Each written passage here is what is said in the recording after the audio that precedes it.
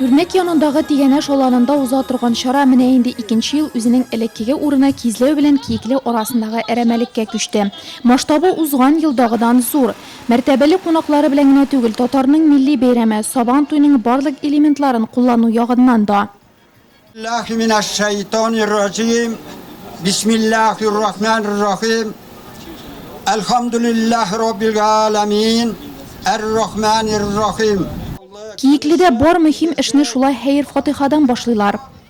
Дуа белән сез Аллаһ Тәала сүзе белән башлаган эшләрнең тормыш дәвамы бәрәкәтле. Бәйрәм белән бу көнне авылдашлар бер-берләре белән очрашып сәлам бирештеләр, кочаклаштылар һәм хәл-әхвәл сораштылар. Төп сәхнәдән дә бәйрәм котлаулары күп яңгырады. Чын күңелдән сезне авыл бәйрәме белән бик матур очрашулар белән бүген тәбрик итәм. Исән сау булыгыз, сәламәт булыгыз, гаилә бәхете теләп калам сезгә. Бик матур уңышлар китерәсез тормышта.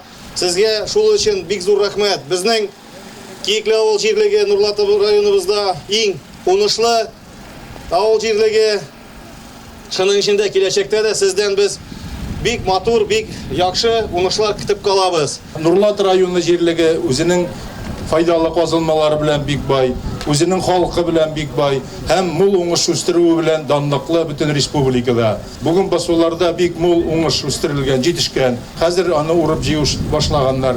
Мин сезгә бу эштә зур уңышлар телим. Бәйрәм белән котлыйм. Бу инде авыл җирлеге өчен бәйрәм. Менә авылның шундый төпле булган калган тәртипләр, алар инде авыл халкы өчен дә, авылның күрсәткече дә иң беренчедән. Шуның өчен эшли белә торган халык ул, ял итә дә белә. Төбәкнең уңган игенчеләре, гомер юбилейларын билгеләп үтүчеләр, иң өлкән кешеләр күпләр бәйрәмнән бүләк белән кайтып китте. Бәйрәм белән Әхәт Галәүдиновны да якташлары кыла җыеп каршылады.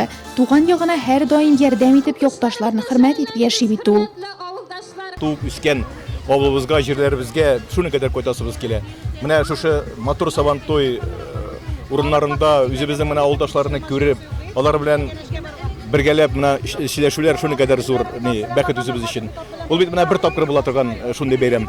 Шуны кадәр матур итеп, әйбәт кенә узсын Сабан туйлар һәрберебезнең авылдашларга, һәрберебезгә дә исәнлек, саулык, матур тормыш. Роберт Уәлиевның туган якларыннан китүенә берничә дистә еллап, гомере буе дәрәҗәле вазифалар биләгән. Киекледә нигезе калмаса да туган ягын шулай ук бик сагынып яши. Гел кайтасы килә,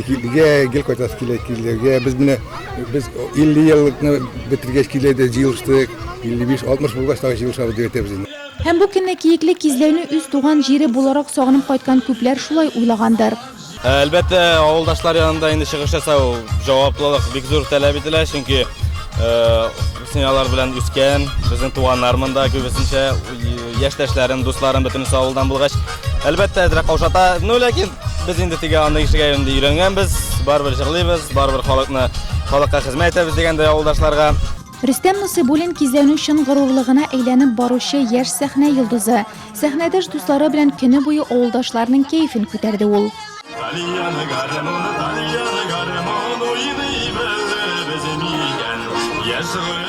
Бәйрәм чыннан да кызыклы узды. Авыш кылгага менү, күз бәйләп бүләк кисү, авызга йомыркалы кашык кабып йөгерү һәм тагын әллә никадәр уен конкурсларда авыл халкы бик теләп катнашты. Әтәчле кылгага менүдә Нурлат чемпионы Рәсим Бакировка тиңнәр табылмады. Ул бу юлы рекорд куйды дияргә дә була. Багана башына 32 секундта менеп җитте. Ат чабышларында җирле халык кызыксынып күзәтте. 14 чаптарның иң-иңнәре финишка беренче булып килде.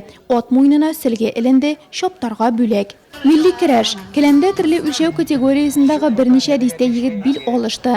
Кылгага бәйләнгән тәкәләр өчәү иде. Шуңа да 3 үлчәү категориясендә беренче булган 3 егет тә иңнәренә тәкә салу бәхетенә иреште.